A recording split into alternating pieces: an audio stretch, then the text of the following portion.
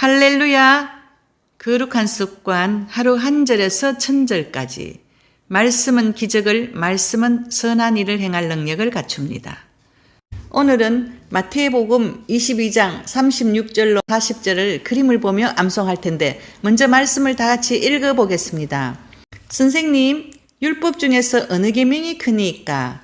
예수께서 이르시되 내 마음을 다하고 목숨을 다하고 뜻을 다하여 주 너희 하나님을 사랑하라 하셨으니 이것이 크고 첫째 되는 계명이요.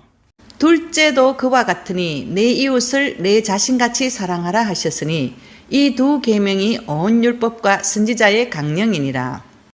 마태복음 22장 36절로 38절에 본문은 바리새인들이 제기한 가장 큰 계명에 관한 논쟁입니다. 한 율법사는 예수를 시험하기 위해 가장 큰 계명이 무엇인지 질문합니다. 이에 예수님께서는 신명기와 레위기 말씀으로 하나님 사랑과 이웃 사랑이 가장 큰 계명이라고 대답하십니다. 마태복음 22장 39절로 40절은 본문은 바리새인들이 제기한 가장 큰 계명에 관한 논쟁입니다.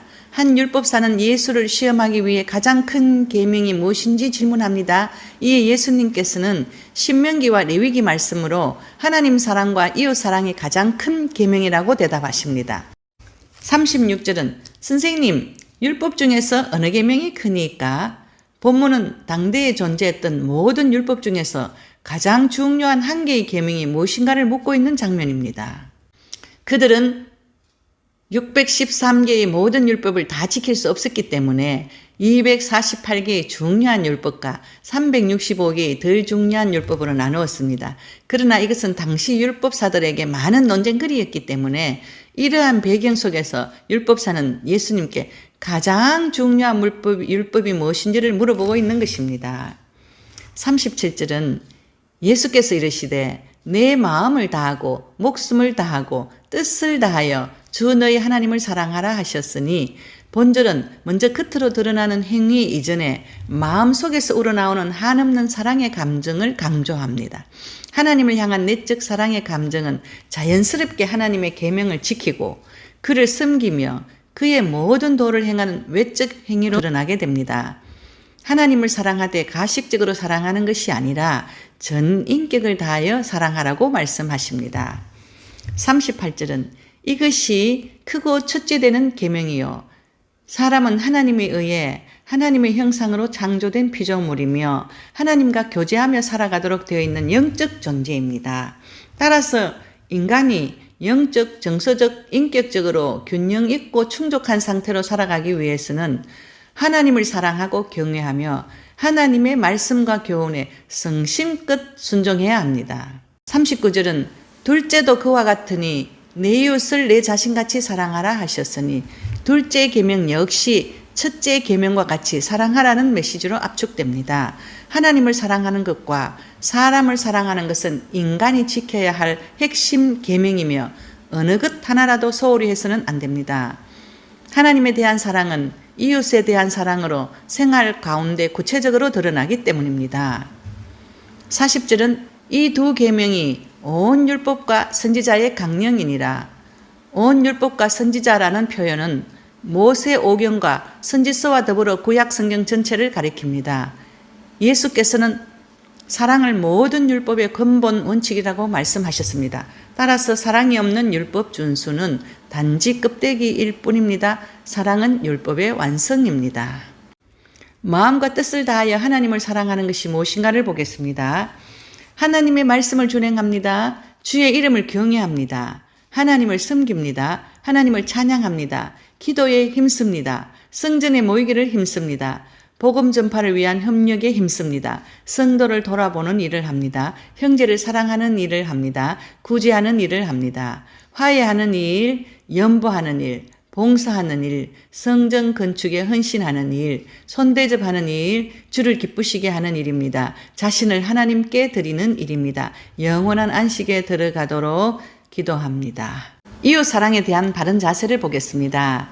이웃을 자기 몸과 같이 사랑할 것, 자비와 자선을 베풀 것, 하나님을 전할 것, 진실할 것, 받고자 하는 대로 대접할 것, 서로 화목할 것, 도와줄 것입니다. 슬픔과 기쁨을 함께 나눌 것입니다. 선한 일을 도모할 것입니다. 덕을 세울 것, 이웃의 유익을 구함으로 기쁘게 할 것입니다. 저와 여러분은 마음을 다하고 목숨을 다하고 뜻을 다하여 하나님을 사랑하고 이웃을 사랑하기를 결단하며 기도합시다. 마태복음 22장 36절로 38절을 암송하는 저와 여러분은 하나님 사랑과 이웃 사랑을 실천하며 살기를 결단하며 암송해 보겠습니다. 먼저 그림을 보며 그림의 포인트를 설명하겠습니다. 율법사가 예수님께 묻습니다. 선생님, 율법 중에서 어느 계명이 크니까? 예수께서 이르시되 너는 마음을 다하고 목숨을 다하고 힘을 다하여 많은 사랑의 하트 속에 갓 하나님 서 계십니다. 주 너희 하나님을 사랑하라 하셨으니 이것이 크고 첫째 되는 계명이요. 세 번은 글씨와 그림을 보고 암송하다가 네 번째는 전체 그림을 보고 연상하며 글씨 없이 암송해 봅니다. 선생님, 율법 중에서 어느 계명이 크니까?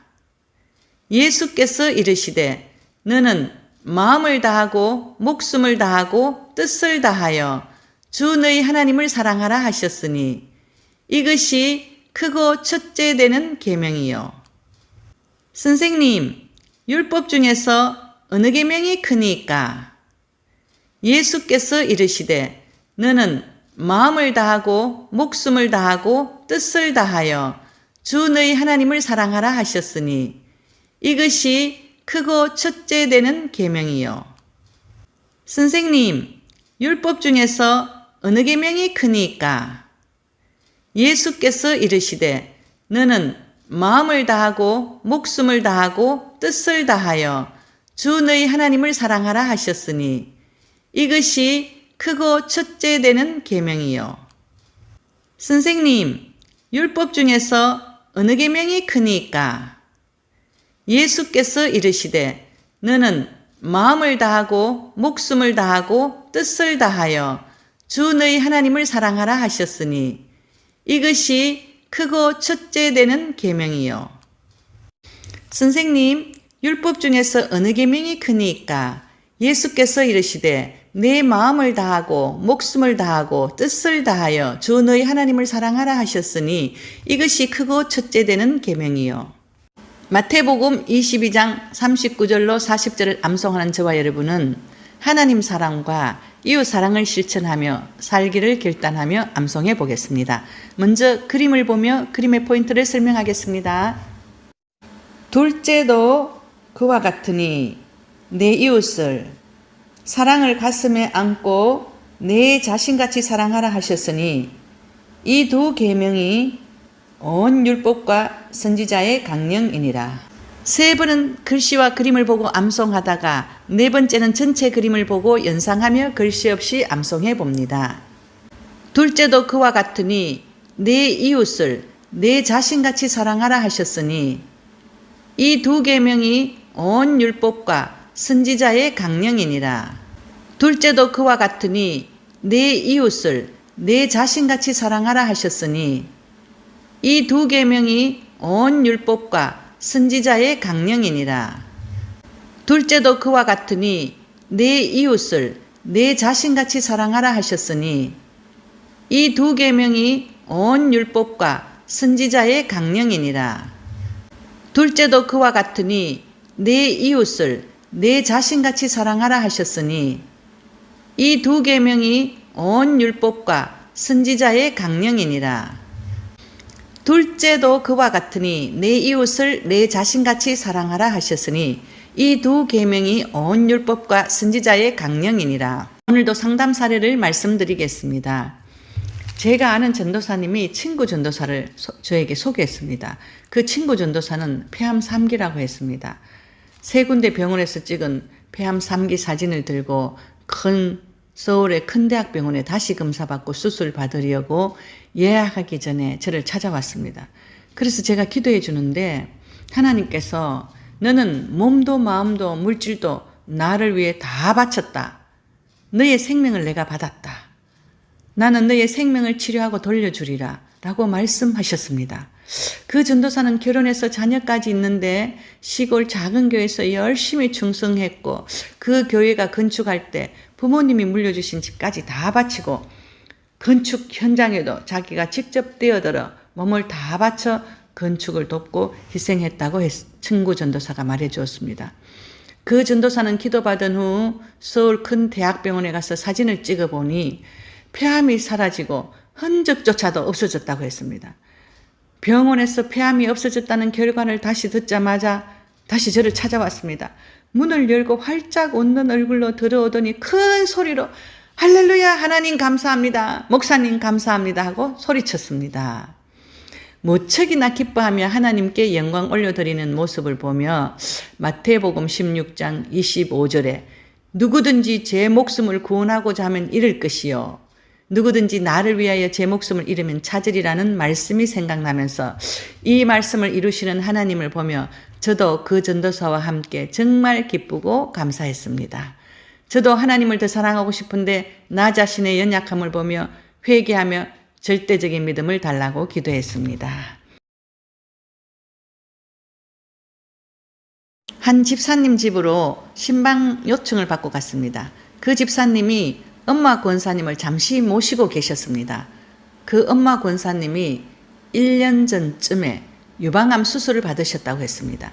엄마 권사님이 수술 받으시고 진통제는 맞지 않으셨는데 조금도 통증이 없으셨다고, 딸과 엄마는 너무 신기하다고 몇 번이나 제게 그 말을 했습니다. 그래서 제가 엄마 권사님 기도를 해드렸는데 하나님께서 너가 내 자녀, 내 백성들 중 아픈 사람, 병든 사람 집에 가서 죽 끓여주고 청소해주고 간호해주고 그 일을 일생 기쁜 마음으로 했으니, 내 자녀와 내 백성들을 돌봤으니 네가 수술하고 아플 때 내가 대신 아파줬다라고 말씀하셨습니다. 그랬더니 그 딸 집사와 엄마 권사가 목사님 맞습니다, 정말 맞습니다, 목사님 저희들이 정말 옛날에 돈이 없어서 아픈 사람이나 병든 사람에게 맛있는 것은 반찬은 많이 못 해줬지만 언제나 가서 죽은 끓여줬습니다. 그리고 또 이웃에 아픈 사람이 있거나 병든 사람이 있으면 가서 죽 끓여주고 청소해주고 위로해주고 전도하고 중보기도 해주며 그 일을 감사함으로 했습니다. 병들고 아픈 영혼들을 정말로 돌봐 주었습니다 라고 했습니다. 그리고는 이제야 왜 수술하고 1년 동안 통증이 한 번도 없었는지 억문이 풀렸다고 정말 신기해 했습니다. 그러면서 이런 하나님의 비밀이 있었군요 하며 너무너무 감격하며 하나님께 영광 올려드리며 감사하는 것을 보았습니다. 마태복음 10장 42절에 또 누구든지 제자의 이름으로 이 작은 자 중 하나에게 냉수 한 그릇이라도 주는 자는 내가 진실로 너희에게 이르노니 그 사람이 결단코 상을 잃지 아니하리라 하시니라. 감사합니다. 치유와 기도 응답의 최고인 말씀 암송을 사랑해요. 샬롬.